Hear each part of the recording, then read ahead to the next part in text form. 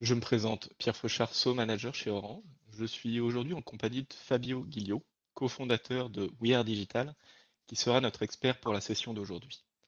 Après une première session où nous avons vu comment créer votre webshop, aujourd'hui, Fabio abordera les moyens à votre disposition pour promouvoir celui-ci.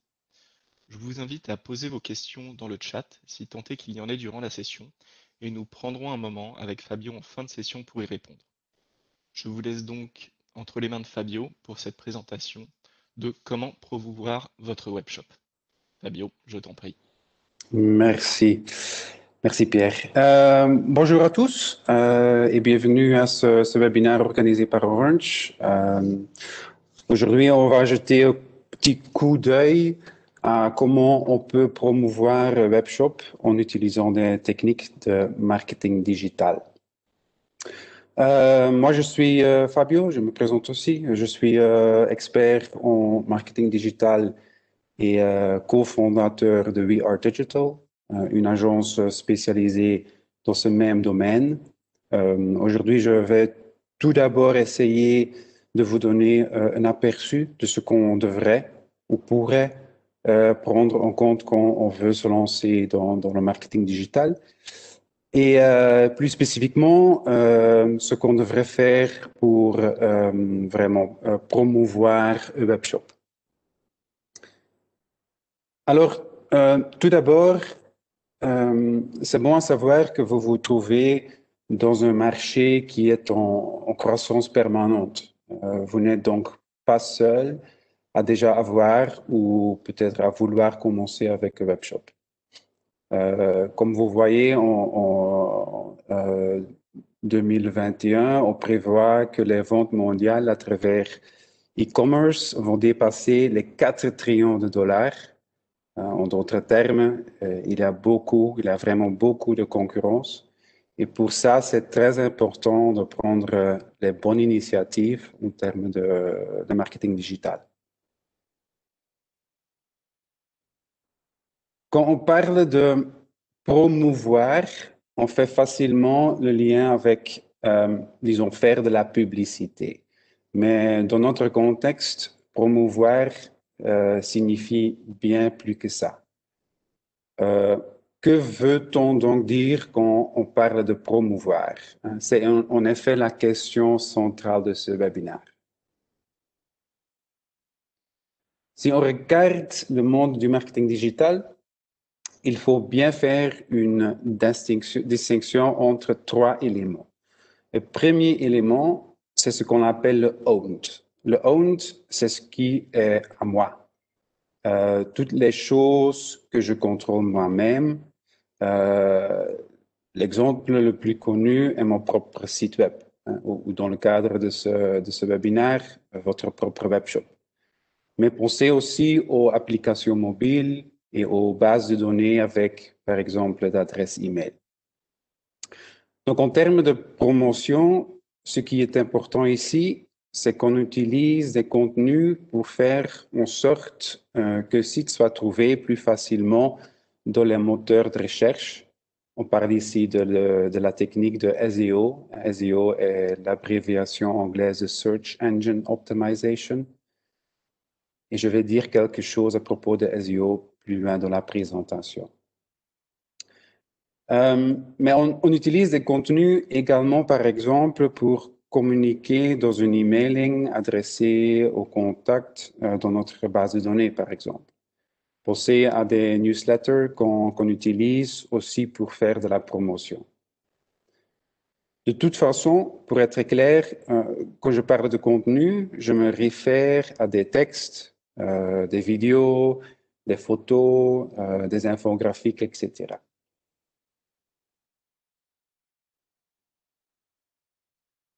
Le deuxième pilier du marketing digital est le rented. Le rented ressemble au paid dans le sens qu'ici, aussi les contenus qu'on distribue sont au cœur du marketing. En d'autres termes, on essaye d'atteindre le public cible avec des contenus qui sont les plus pertinents possibles. On doit vraiment essayer de produire et de distribuer des contenus pertinents qui peuvent attirer l'attention. N'oubliez pas qu'il y a plein de contenus qui sont distribués sur Internet chaque seconde. Pour cette raison, il faut vraiment chercher à faire la différence avec ces contenus.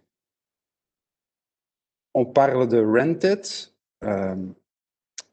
parce qu'on place ces contenus sur une plateforme qu'on ne contrôle pas soi-même. Ces plateformes sont par exemple les canaux sociaux que nous connaissons tous, comme Facebook, Instagram, YouTube, etc.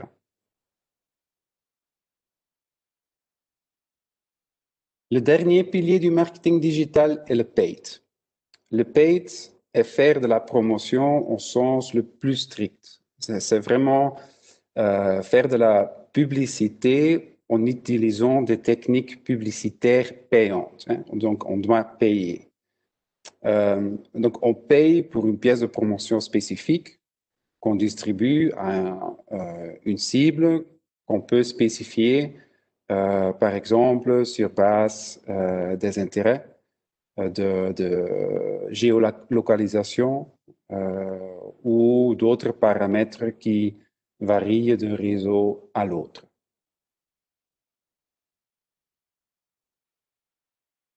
Ici, vous constatez comme le owned et le rented forment deux piliers qui, en réalité, fonctionnent sur le long terme. Ce sont des formes de communication et donc aussi de promotion que ne vont pas nécessairement donner des résultats tout de suite, mais qui peuvent donner des résultats comme du trafic vers le webshop ou des résultats comme des ventes sur le webshop. Ils peuvent donner des résultats en contenu et cela gratuitement, c'est-à-dire hors les efforts qu'on va faire pour, par exemple, produire et distribuer les contenus.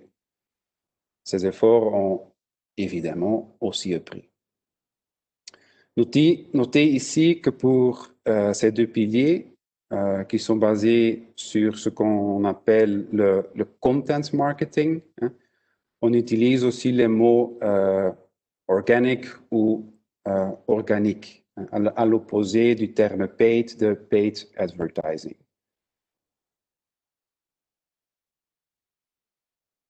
Pour ce qui concerne le paid, hein, le paid advertising, on paye pour avoir de la visibilité avec des annonces et ça pendant une certaine durée.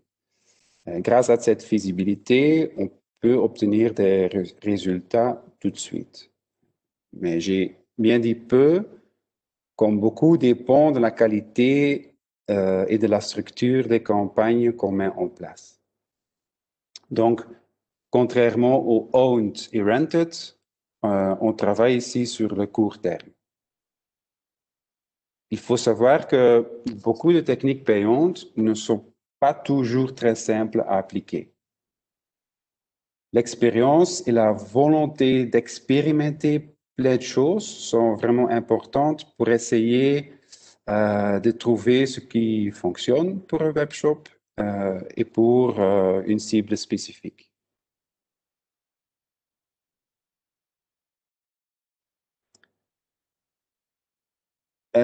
Pour terminer cette intro sur le marketing digital, et c'est ici que ça devient vraiment très intéressant, il faut bien savoir que sur les canaux sociaux, le content marketing, qu'on a mentionné plus tôt quand on parlait du rented, et le pay, d'autre part, peuvent être combinés. Pensez aux sponsored posts que vous avez peut-être déjà vus sur Facebook ou Instagram. En fait, ces sponsored posts sont une sorte de combinaison de contenu et donc de content marketing et de techniques publicitaires et donc techniques de paid advertising.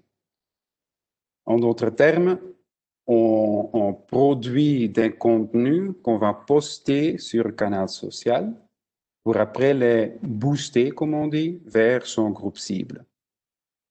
Cette technique est la conséquence directe du fonctionnement de l'algorithme de Facebook et aussi de Instagram, Si on poste contenu, par exemple, disons dans Facebook Community, il faut savoir qu'environ seulement 5%, plus ou moins, de toute la communauté va voir votre post. La solution pour ce reach très limité est de payer en utilisant des annonces payantes. C'est ce qu'on appelle le pay-to-play, que Facebook a été le premier à introduire il y a des années et que les autres réseaux sociaux ont aussi adopté. Alors, le takeaway ici, et ceci est quelque chose vraiment de très important.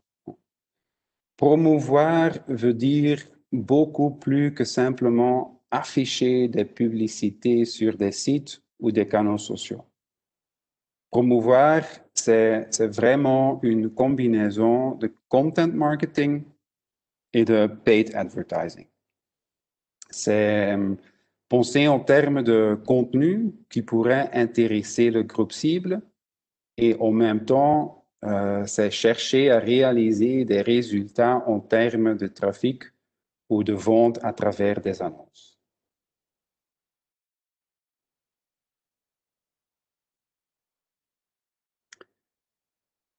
Maintenant qu'on sait tout ça, la question est comment se mettre au travail.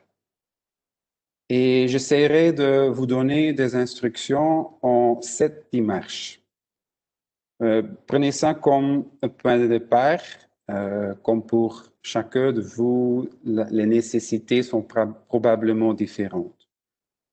C'est donc pour vous donner une idée un peu générale de ce que vous devriez faire. Alors, la première chose à faire est d'élaborer un plan. Il faut vraiment réfléchir avant d'agir.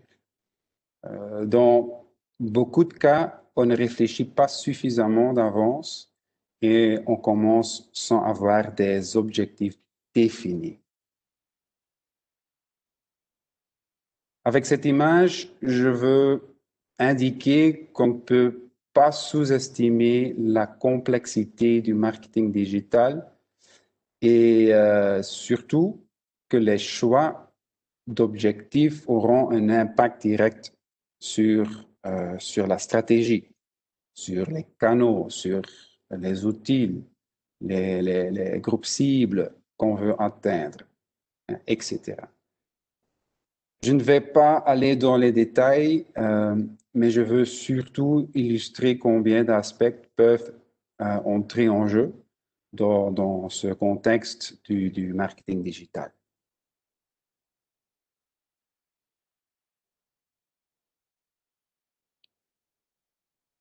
Pour vous donner un point de départ, je vous ai listé une série de questions, disons, à se poser quand on veut faire un plan.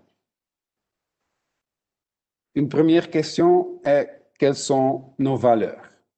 Vos valeurs devraient se manifester dans les contenus que vous allez produire et plus généralement, en réalité, dans toute votre communication. Ces valeurs vont vous aider à obtenir une certaine identité et une certaine reconnaissance quand vous communiquez. Une deuxième question: quels résultats voulons-nous obtenir? C'est clair qu'on veut obtenir des ventes à travers le webshop. Mais pour pouvoir vendre quelque chose, il faut d'abord générer du trafic vers le webshop. C'est un peu comme un magasin physique. Les clients doivent arriver sur votre webshop. En d'autres termes, vous devez attirer les clients vers votre boutique en ligne avant d'avoir la possibilité de vendre quelque chose.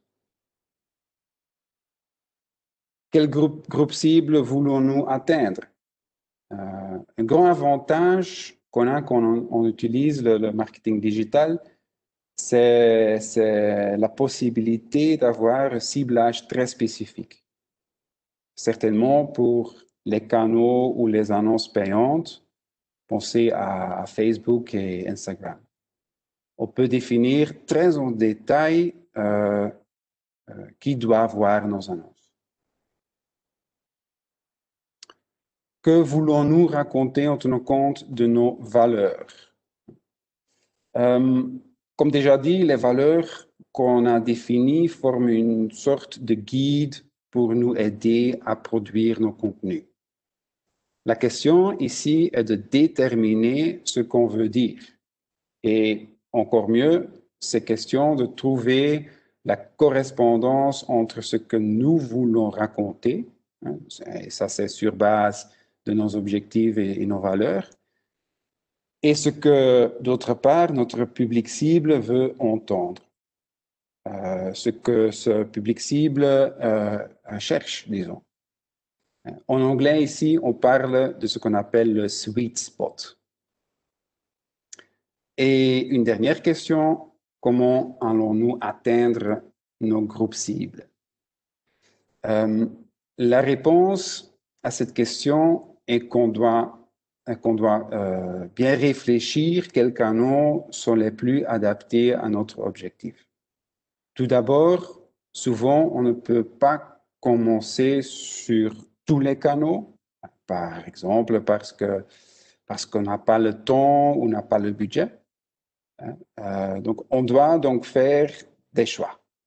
Et pour faire des choix, il faut essayer de bien déterminer quels canaux sont les mieux pour faire notre promotion.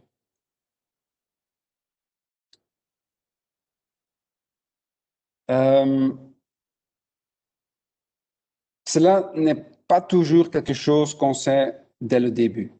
Souvent, il s'agit de tester et d'expérimenter pour trouver les canaux qui fonctionnent mieux que d'autres canaux.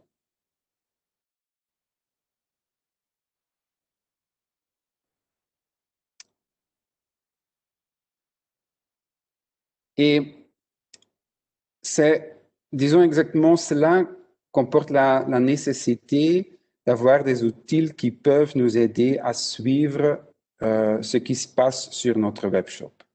C'est-à-dire collectionner des données qui peuvent être analysées pour ensuite essayer d'améliorer la stratégie. Un outil de base vraiment indispensable, c'est un outil de ce qu'on appelle Web Analytics, comme Google Analytics. Si ce n'est pas encore le cas, notre premier conseil est d'installer Google Analytics et de commencer à apprendre comment l'utiliser. Un exemple, Google Analytics mesure quelles sources et quels segments génèrent le rendement le plus grand. Vous voyez ici comme exemple une petite capture d'écran avec le rendement actuel d'une sélection de produits. Dans le cas de beaucoup de technologies pour développer un webshop, comme par exemple Shopify ou WooCommerce, hein, il y a des plugins pour simplifier la connexion avec Google Analytics.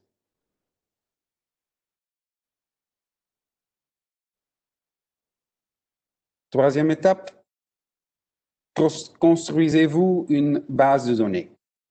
Comme déjà dit, collectionner des adresses e-mail est intéressant parce que c'est quelque chose qu'on peut utiliser en long terme sans devoir payer. C'est vraiment notre propriété, ça devient notre propriété. Ce qui, bien sûr, est important, c'est que c'est à nous, c'est notre propre responsabilité de chercher d'exploiter cette base de données au maximum. Ici aussi, spécifiquement en termes d'email qu'on envoie, c'est absolument nécessaire de définir une stratégie. Combien d'emails dois-je envoyer? quand est le meilleur moment pour les envoyer, comment peut-on faire les analyses, quel outil dois-je utiliser, etc. Il y a donc beaucoup de choses à prendre en compte. Quatrième étape, on a besoin de contenu si on commence avec l'envoi d'emails, mais aussi pour le site web et les réseaux sociaux. On doit écrire des textes ou produire des visuels, ou produire des vidéos, etc. Quand vous pensez à tout ça, essayez de toujours produire des contenus qui intéressent le groupe cible à quoi on adresse. Pour vous aider à produire des contenus avec une certaine pertinence, j'ai quelques conseils à vous donner. Alors, le premier conseil que je peux vous donner est l'utilisation d'un outil qui s'appelle le Google Keyword Planner. Le Keyword Planner est un outil que vous trouverez dans votre compte Google AdWords. Il faut donc avoir un compte Google AdWords, mais ça ne veut pas dire que vous devez forcément avoir des campagnes actives dans AdWords. Le Keyword Planner vous donne des suggestions d'autres mots-clés intéressants, par exemple. Mais vous pouvez aussi faire une recherche sur des mots-clés et sur leur évolution en termes de volume de recherche, par exemple à cause de saisonnalité. Le Keyword Planner donne donc des idées pour les contenus que vous pourriez produire. Mais le Keyword Planner peut aussi être une grande aide pour commencer avec Google AdWords. Et Google AdWords, c'est la plateforme de Google pour distribuer différents types d'annonces. Je vais parler de Google AdWords plus loin de la présentation.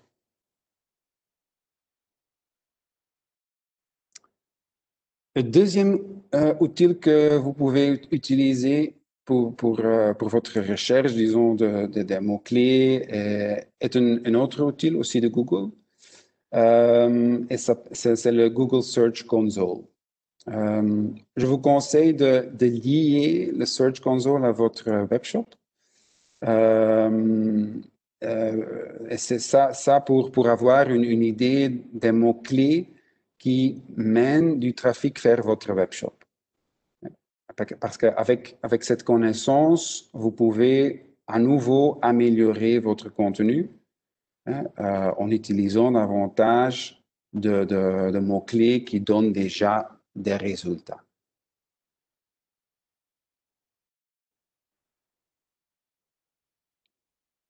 Dernier conseil est franchement quelque chose de très simple, c'est de regarder aux suggestions que Google affiche quand on tape certains mots-clés dans la barre de recherche. D'habitude, Google va vous proposer des combinaisons de mots-clés sur base du mot-clé que vous avez tapé.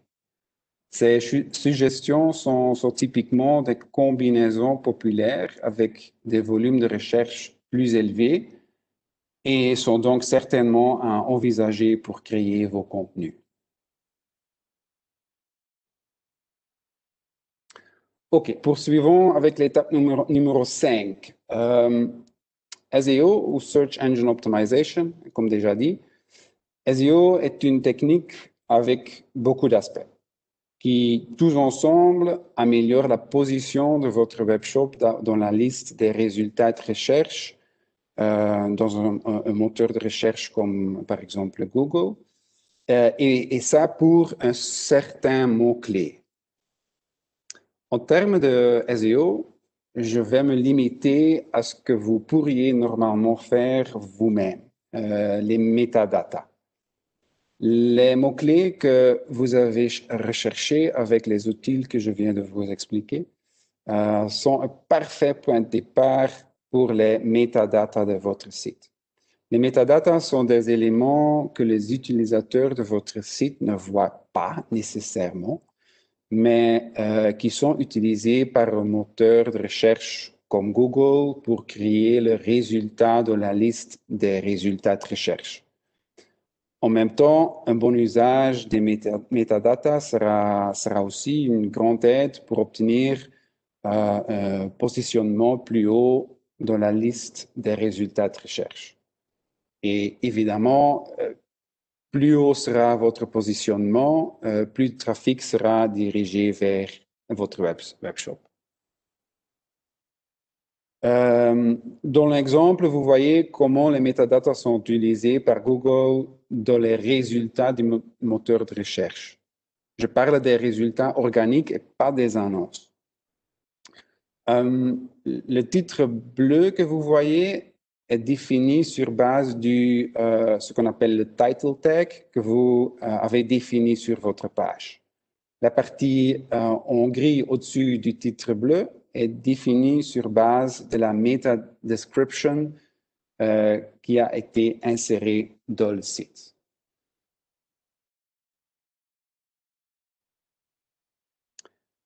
OK. Finalement, on arrive aux annonces. Comme déjà dit, probablement la première chose à laquelle on pense quand on parle de faire de la promotion, ce sont les annonces. Il y a vraiment beaucoup de possibilités dans ce contexte. Je vais donc me limiter à vous donner un aperçu des types qu'on utilise le plus fréquemment pour spécifiquement l'e-commerce. En réalité, on pourrait organiser un webinaire pour chacun de ces types. Mais commençons peut-être tout d'abord avec un peu de théorie. On doit se bien réaliser qu'un client potentiel peut se trouver dans différentes phases de ce qu'on appelle son customer journey, son parcours vers l'achat ou son parcours client, disons.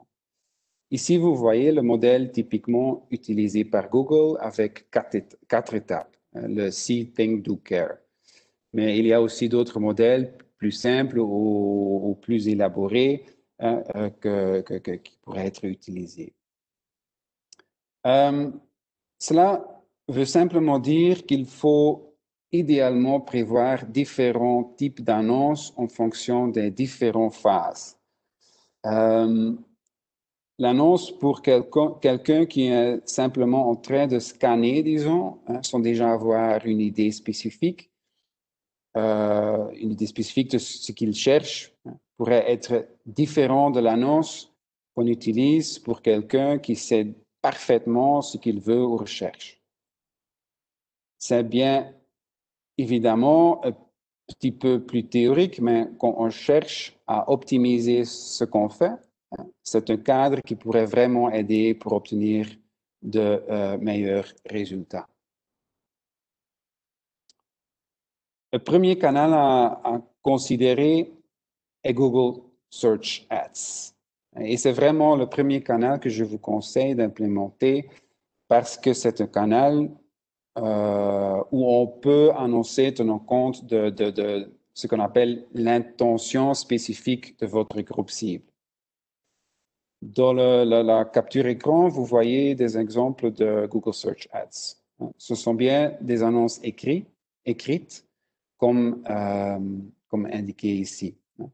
Je parlerai des autres dans les slides suivants. Essentiels pour les Google Search Ads sont les mots-clés. Les mots-clés sont donc les paramètres qu'on utilise pour faire le targeting. Dans le slide précédent, j'ai déjà parlé du Google Keyword Planner. Avec cet outil, vous pouvez retrouver les mots-clés et leur volume que vous pouvez utiliser pour faire afficher vos annonces. Avec cette connaissance de mots-clés, de volume, vous pouvez choisir d'annoncer pour les mots-clés qui indiquent qu'une personne se trouve très proche de la décision d'acheter quelque chose. Je donne un exemple. Si quelqu'un, par exemple, tape le mot-clé « inspiration Saint-Nicolas », disons, on sait que c'est quelqu'un qui est en train de faire rechercher des idées, mais il n'est pas encore sur le point d'acheter. Pour ce type de mots-clés, vous pourriez annoncer afin d'attirer cette personne vers, par exemple, un blog qui donne de l'inspiration. Ici, vous voyez aussi comme les contenus et les annonces peuvent travailler ensemble. Si par contre, quelqu'un tape le mot-clé prix de produit, je ne sais pas, ABC, on sait que cette personne veut acheter le produit et on pourrait essayer de la convaincre de voir les détails du produit sur votre webshop.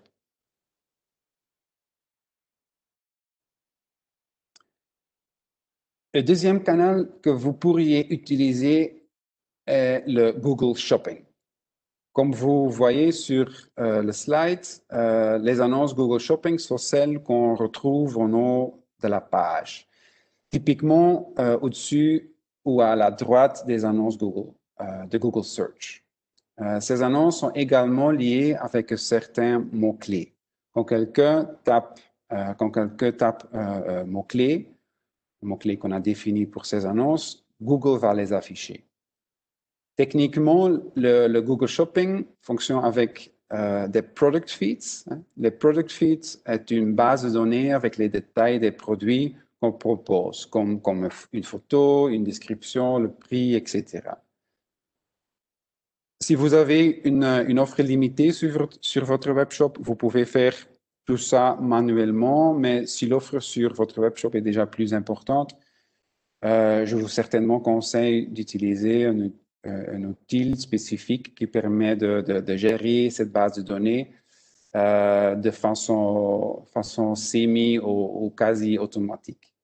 Et la plupart des plateformes pour les webshops ont des plugins pour faire tout ça.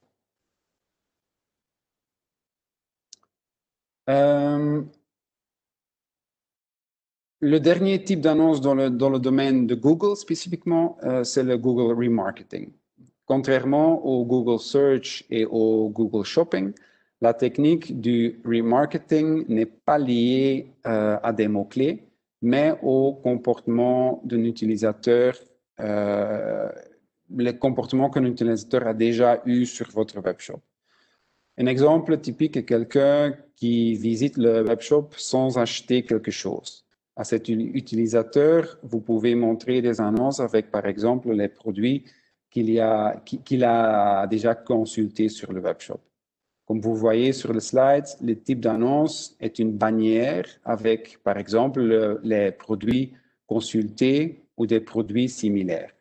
On peut réaliser cette bannière de façon flexible pour que le produit s'affiche dynamiquement.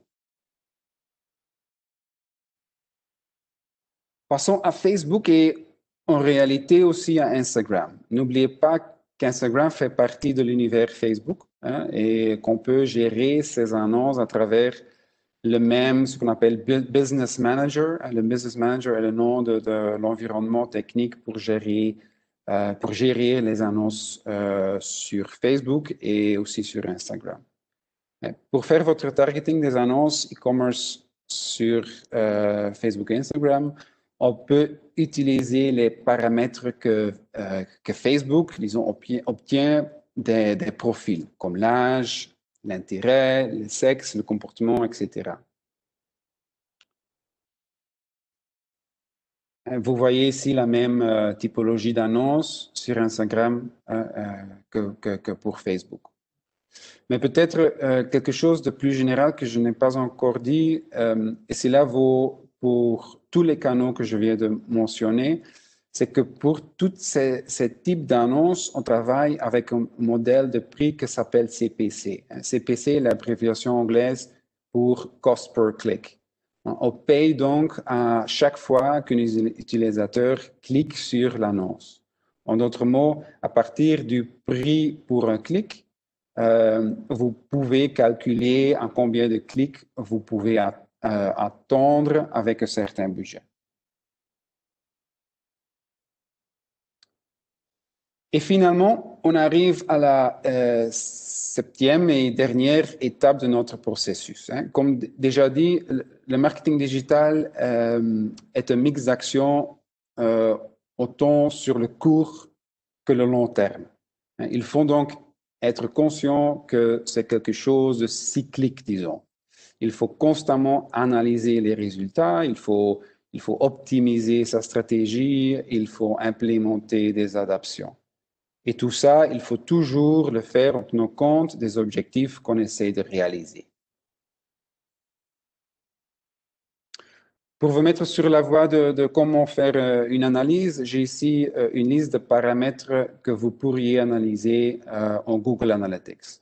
En d'autres mots, que devez-vous regarder? Une première chose, la part de chaque source dans le trafic vers le site, ou simplement dit, quelles sources ont généré du trafic vers le webshop et quelles sources ont généré des ventes et quelle est l'importance de chaque source. Une deuxième chose, c'est le e-commerce CVR ou le e-commerce CPS. Le CVR est le conversion ratio, c'est-à-dire le taux de conversion. De tout le trafic qui est arrivé sur votre site, combien a abouti à quelque chose. Le CPS est le cost per sale, donc le prix pour chaque vente. C'est vraiment un paramètre important parce que ça nous dit combien on paye pour pouvoir vendre un produit. Et c'est toujours une bonne idée d'essayer de définir un montant maximum à la vente. Une troisième chose, le chiffre d'affaires. Bon, ça c'est, je suppose, assez clair. Une quatrième chose, le average order value, donc la valeur moyenne de chaque commande. Parfois, une stratégie pourrait être de tenter d'augmenter le plus possible le montant de chaque commande. Et une cinquième chose, les nouveaux clients vis-à-vis les clients récurrents. C'est toujours intéressant de savoir si le revenu du webshop est grâce aux clients récurrents ou plutôt grâce aux nouveaux clients. Et ici, c'est évidemment important de chercher à construire une base avec des clients récurrents parce que c'est typiquement plus facile de générer des ventes auprès de ce type de clients. Pensez à ce que j'ai mentionné à propos de l'email marketing. L'email marketing sera d'une grande aide, surtout pour cette cible spécifique. Voilà, on est arrivé à la fin de ce webinaire. Pour résumer un peu, ce que je voudrais souligner, c'est qu'il faut vraiment bien réfléchir avant de commencer. Le marketing digital est quelque chose de complexe. C'est vraiment facile de se perdre dans toutes ces possibilités. Je compare toujours le marketing digital avec un marathon. Il faut d'abord bien s'entraîner. Et pendant le marathon, on peut de temps en temps faire un petit sprint pour voir si on peut aller plus vite, disons. Mais même ce sprint va toujours faire partie de ce marathon. Un sprint pourrait être l'utilisation, par exemple, de Facebook Ads avec quelques dizaines d'euros, mais tenant compte de bon targeting. Par exemple, le targeting très local ou un targeting sur base de profils très spécifiques pour ensuite voir ce que ça donne. Si vous êtes débutant, disons, vous verrez que vous allez apprendre beaucoup simplement en essayant.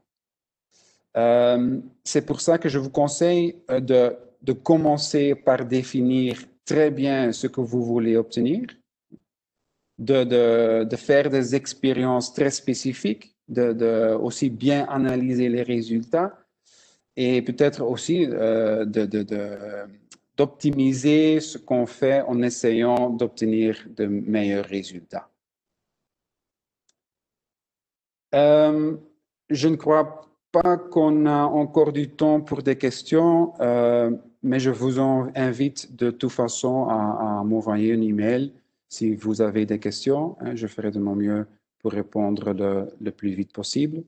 Je vous remercie de votre attention et je vous souhaite de toute façon bonne chance avec vos webshops. Merci Fabio. Peut-être un dernier point pour l'audience. J'espère que Fabio vous a offert quelques clés de réponse à vos interrogations qui vous permettront de pouvoir augmenter votre visibilité, la visibilité de votre webshop sur la partie digitale. Dernier point, nous avons encore une session demain, vendredi de 10h30 à 11h pour les personnes s'étant inscrites qui vise à voir le témoignage de Véronique et Augustin qui sont deux entrepreneurs qui gèrent la marque Skyfarm et ont dû faire face à cette pandémie et la digitalisation qu'ils ont engendrée. Et on verra dans la session de demain les moyens qu'ils ont mis en œuvre et comment ils ont réussi à surmonter cette étape. Voilà, écoutez, nous vous souhaitons une très bonne fin de journée et n'hésitez pas, comme Fabio vous l'a invité, à nous envoyer vos questions le cas échéant. Merci à tous. Au revoir. Au revoir.